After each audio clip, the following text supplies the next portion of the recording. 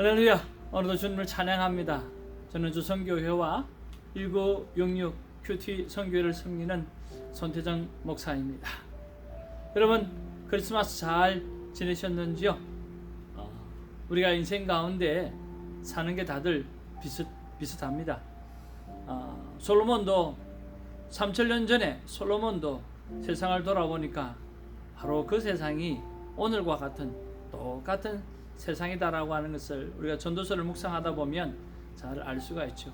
단지 하나 다르는 것은 바로 우리는 또 저와 여러분 같은 하나님의 사람들은 그냥 그 세상을 사는 것이 아니라 하루에 한 번 정도는 하나님 어떻게 살아야 합니까? 라고 하나님 앞에 여쭈어보고 살아가는 거죠.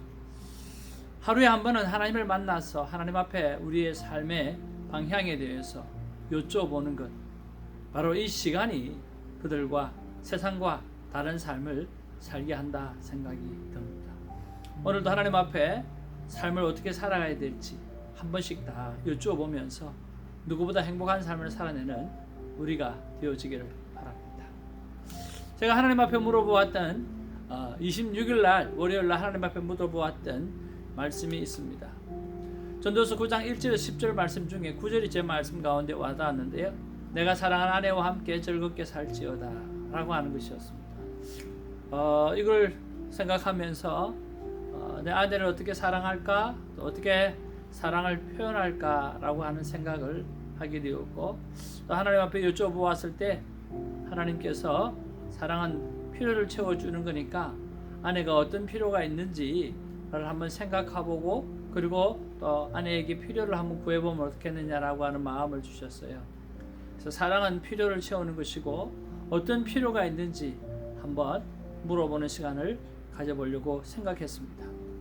그래서 카톡에 좋은 하나님의 말씀을 한번 찾아보았는데요. 사랑하는 자들아, 하나님이 이같이 우리를 사랑하셨은즉 우리도 서로 사랑하는 것이 마땅하도다. 요한일서 4장 11절 말씀을 찾아서 아내에게 보내면서 이런 글을 하나 보내어 보았습니다. 여보, 이번 성탄과 아이들 오는 것 준비한다고 참 많이 수고했어요. 따뜻한 수고의 한마디가 당신의 필요를 조금이나마 이렇게 풀 수 있게 되기를 바라요. 오늘 당신의 필요를 위해서 내가 도울 일이 없는지 묻고 싶어요. 당신의 사랑을 받는 남편이 되고 싶어요 하고 카톡을 보내었습니다. 그랬더니 어떤 답변이 왔느냐 하면 이렇게 답변이 왔어요. 많아, 아주 많이 많아, 고마워요 하고 그렇게 답변이 왔어요. 제가 받았던 말씀은 9절 말씀이었어요. 내가 사랑하는 아내와 함께 즐겁게 살지어다. 그것이 내가 평생에 헤아려서 수고하고든 내 몫이니라 라고 이야기했던 말씀 가지고 그렇게 적용하고, 또 그렇게 했더니 아내가 기분을 좋아했고, 또 어제는 하루 종일 아내와 시간을 좀 보내면서 아내가 힘들어했던 것들 이렇게 도와주고 챙겨주고 하는 시간으로 많이 보내었습니다. 아내가 행복해했고, 또 아내가 자는 모습을 볼 때 참 행복해했습니다. 사랑하는 성도 여러분, 사는 게 다 비슷비슷합니다.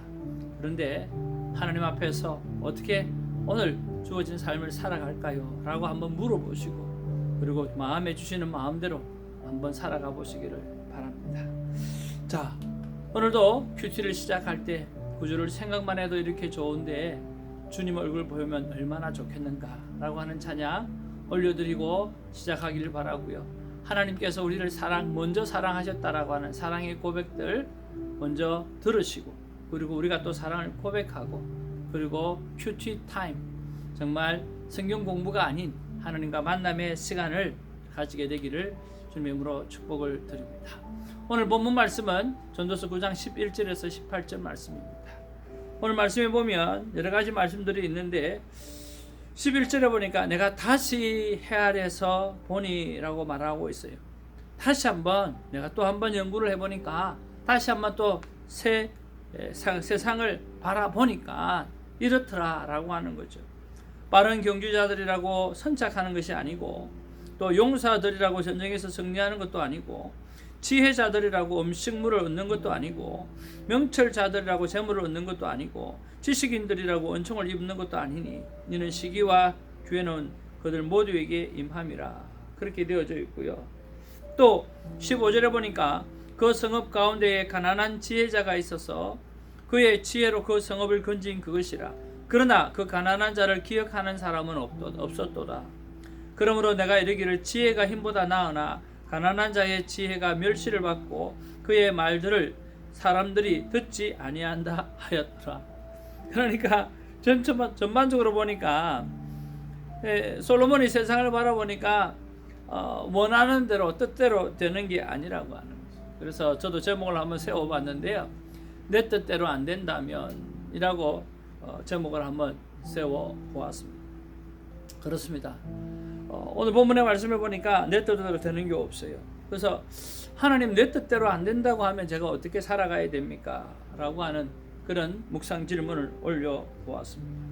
하나님께서 여러 가지 마음을 주셨고 저는 해마다 우리 아이들과 함께 선물을 교환을 하면서 하나님 앞에 어떻게 한 해를 살았는지, 그리고 가족이 돌아가면서 큰딸에게는 내가 이런 부분들이 참 고마웠어 라고 고마웠던 부분들만 이야기를 하고 또 앞으로 어떻게 살기를 나는 바래라고 하는 내 소망을 이렇게 이야기를 합니다. 그래서 아이들이 선물을 받아서 마음이 열리고 그러고 난 다음에 칭찬을 들으니까 한 해 동안 내가 너를 보았을 때, 내가 아내를 보았을 때, 내가 큰 딸을 보았을 때, 작은 딸을 보았을 때, 아들을 보았을 때 이런 부분들이 참 자랑스러웠고 참 좋았어 라고 칭찬을 들으니까 더 기분이 좋고, 그렇게 기분이 막 좋은 상황 속에서 2023년에는 네가 이렇게 산다고 하면 아마 너에게 도움이 될 거야 라고 하는 시간들을 우리가 늘 가지거든요. 가질 때마다 눈물이 없었던 적이 없고 은혜가 되지 않은 적이 없는 것처럼 참 좋았습니다. 여러분, 연말이 남아 있습니다. 우리 자녀들과 함께 이런 복된 시간을 가져보면 어떻겠는가 하는 생각을 해봅니다. 자, 그러는 것 가운데 제가 깨달았던 것이 여러 가지가 있었어요.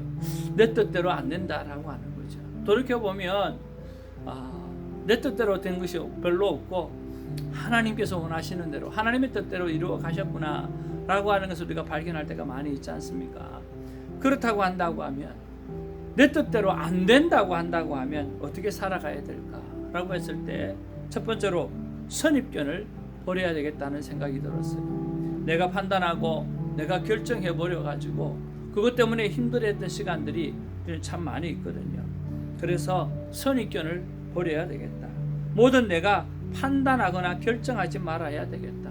왜냐고 하면 실수할 확률이 많기 때문에 결국 내 뜻대로 되는 것이 아니라 하나님의 뜻대로 되기 때문에 내가 판단해야 될 이유가, 내가 결정해야 될 이유가 없다라고 하는 거죠.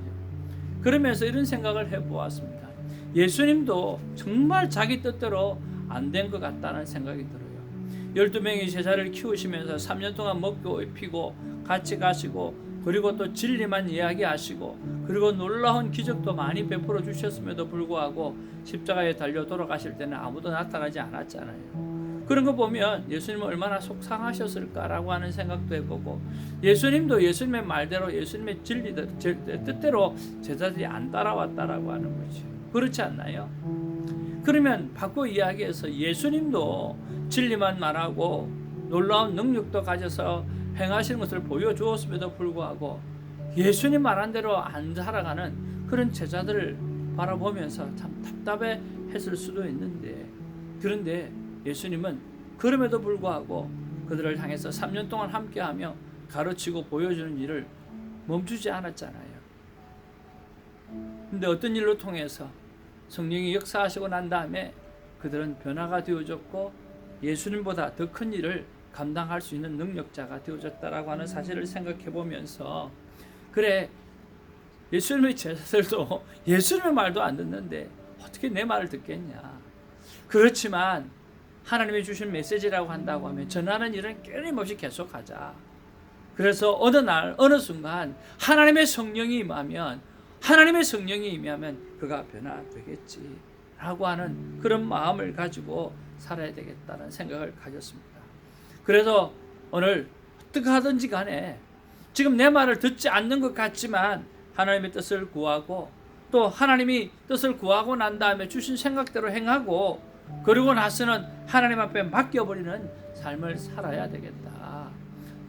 돌아오지 않는, 말을 듣지 않는 그 사람을 보고 한탄할 것이 아니라 포기하기나 또 다 내어놓고 던져버리고 그저 하나님만 바라보면서 꾸준히 그 일을 해 나가게 되어지면 결국에는 성령이 임하면, 무엇이 임하면? 성령이 임하면, 오직 성령이 너에게 임하시면, 오직 성령이 그들에게 임하게 되어지면 하나님의 말씀하신 대로 내가 선포하고 살았다고 한다고 하면 그들이 지금은 그렇게 살지 못한다 할지라도 성령이 임하면 오직 성령이 너에게 임하시면 너희가 권능을 받고 예루살렘과 온 유대와 사마리아와 땅끝까지 이르러 내 증인이 되리라 하시니라 하셨던 것처럼 성령이 임하시면 모든 것이 좋은 열매로 맺어지게 될 것이다라는 믿음과 확신을 갖게 되어졌습니다. 사랑하는 성도 여러분, 오늘 이 영상을 보시는 하나님의 사람 여러분, 성령이 임하시기를 기다리시고 성령이 역사하실 때까지 기다리시고 기다리면서 심는 일을 멈추지 않는 우리 모두가 되기를 주님의 이름으로 축복을 드립니다. 예수님이 3년 동안 심었다 할지라도 오늘 당장의 열매를 보지 못한 것처럼 우리도 당장의 열매를 보지 못할 수도 있습니다. 하물며 예수님이 열매를 맺지 못했는데 우리가 얼마나 열매를 맺겠습니까? 그러나 그래도 심어야 하는 것이요. 심으면 오늘 성령이 임하시면 그들이 다시 한번 권능을 받게 되어지고 성령이 임하시면 사랑의 정인이 되어서 하나님께 영광 올려드리는 그 순간이 온다라고 하는 거죠. 우리가 해야 될 일은 성령이 임할 때까지, 임하시기까지 믿음을 가지고 기도해내는 것들입니다. 그래서 큐티의 목적은 내 삶의 변화입니다. 내 삶이 진짜로 변하려고 하면 어떻게 해야 될까요? 날마다 반복되어지는 내 삶을 바꿀 때 가능한 것입니다. 그래서 저는 운전대를 잡으면서 오늘 기도하는 삶을 하나님 앞에서 바꿔가는 중에 있습니다. 오늘은 이 사도행전 1장 8절 말씀을 외우면서 오늘 성령님이 임하실 때까지 새해 하나님의 뜻을 무엇인지, 새해 나의 삶은 어떻게 이끌어가고 또 주의 몸된 교회와 선교회는 어떻게 이끌어가야 될지 오늘 성령님의 강력한 은혜를 바라면서 기도하는 시간, 생각하는 시간, 묵상하는 시간을 갖기를 원하는 것입니다. 이것이 저희 오늘 적용입니다. 하나님께서 오늘 우리에게 이렇게 말씀하십니다. 태정아, 그리고 사랑하는 새벽지기들아, 그리고 이 영상을 보는 하나님의 사람들아, 내 뜻, 즉 하나님의 뜻대로 살라. 성령 하나님을 의지하며 성령 하나님이 역사하실 때까지 믿음을 가지고 하나님의 뜻을 쫓아가면서 살라고 하나님이 말씀해 주셨습니다. 여러분도 성령의 역사하시기까지 그때를 기다리며, 시기와 때는 아무도 알 수 없다고 했습니다. 그때를 기다리며 오늘 기도하면서 하나님의 뜻을 구하고 행하고 오늘 맡겨드리는 복된 삶을 살아가기를 주님의 이름으로 축복을 드립니다. 사랑하는 여러분, 큐티 선교회는 여러분을 위해서 존재하고 있습니다. 큐티를 알고 싶고 하기를 원하고 싶고 그리고 큐티를 배우고 싶고 또 주님과 동행하는 삶을 정말 살기를 원하시는 분은 저에게 연락 주시면 잘 섬겨서 하나님의 동행의 삶을 살 수 있도록 도와드리겠습니다. 정말 여러분 사랑합니다. 축복합니다. 이제 27일 곧 31일이 되어질 것입니다. 남은 시간 동안 잘 마무리하시기를 주님의 이름으로 축복을 드립니다. 할렐루야!